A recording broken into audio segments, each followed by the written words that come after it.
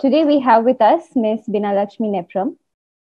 Anyone who is working in Northeast, it's a rare thing that you will not know about her work. She's a civil rights activist and a writer. I've actually read few of her works, working very passionately for several years to help women who are affected by gun violence in Manipur. And the number of awards that her initiative, Manipur Women Gun Survivor Network, has won speaks a lot about her work. We welcome you, Ms. Nepram, to this initiative, and thank you so much for agreeing to do this interview. Without losing any more time, we would want to know more from you about your stories, about your passion, how you started the initiative, and what are the messages that you have for people like us who would want to follow your footprints. Over to you, ma'am. Thank you. Thank you. First of all, since it's a couple of minutes, I'll dive right in. Let me start with my journey. As you introduced me, my name is Bina Lakshmi Nepram. I'm an indigenous scholar and a human rights defender from the state of Manipur in northeast of India. This is a state and a region which is home to 45 million people belonging to over 272 indigenous communities practicing indigenous faith and way of life. This part of the region known as the northeast of India is home to South Asia's longest running armed conflict. So I was born there and in Imphal in Manipur, and I was raised there all my life. And as a young girl who was growing up in such a conflict area, so what does it mean to grow up in a very, very violent state area? We have seen lockdowns numerous times in our life because of this conflict. Hearing so many like gunshots, hearing bomb blast. I mean, this became a part of once growing up in a conflict area such as Manipur in northeast of India. So that's how, and Manipur has a martial law imposed first in the Naga Hills in 1950s and now in the Manipur Valley in 1980s. So this is an area where India is the world's largest democracy, but we have a martial law imposed still today in Manipur and other parts of northeast of India since 1958. This is what is very, very militarized, very much weaponized area called Manipur where I grew up. So what I did was we realized that this violence cannot go on. It's not normal. For example, in Manipur, after like 4 o'clock, you cannot literally be on the streets, though few people may be there, but there's this element of fear that I never knew what was nightlife growing up in Manipur. I never knew what was to enjoy a film in a cinema hall at 6 o'clock, for example. So it's that state of fear, up in violent conditions. You know, you are what you are. I didn't think it was normal. I didn't think it was abnormal till I reached New Delhi for my higher studies to do my physics honors.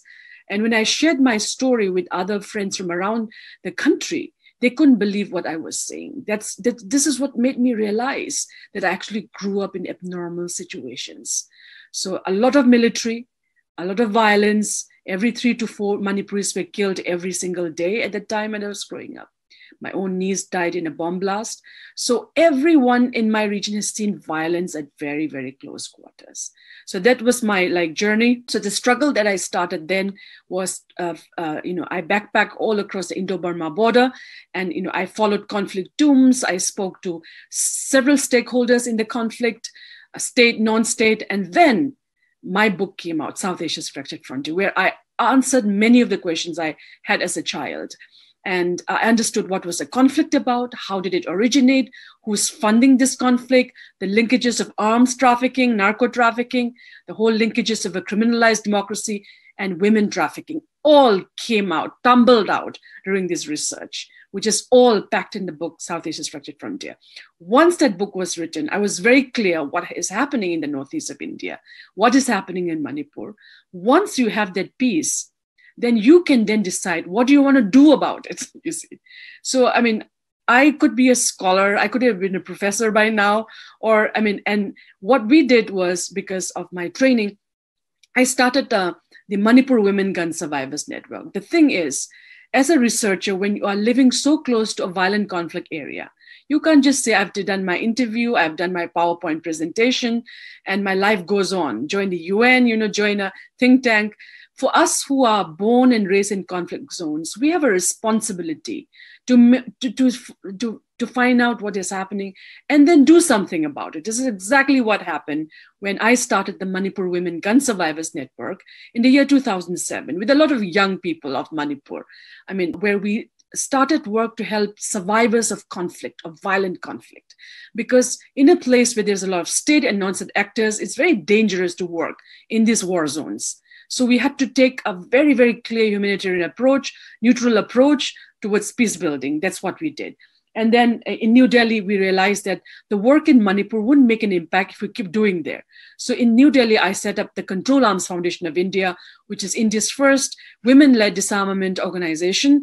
And we continue to work on research, writing, analysis, and policy. We work a lot with Indian parliamentarians, try to raise awareness, did a lot of conferencing. It was a think tank, as well as a think tank with a touch of like reality. This is what I would call it. There were a lot of think tanks in Delhi, but I felt there was just a talk shop, but ours was thinking and acting at the same time, like really implementing on the ground.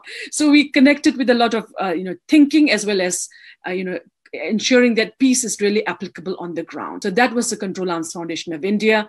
And during that journey, we realized that women are kept out of decision-making.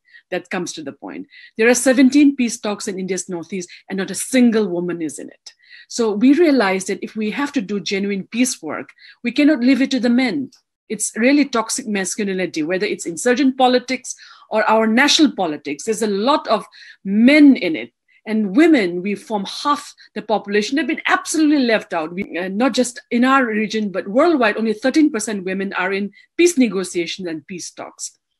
And for us, I've also worked very closely with the UN system and worked with global organizations around the world to look at where is peace building being done. And we realize that women are just left out in Manipur in peace building in the entire northeast of India.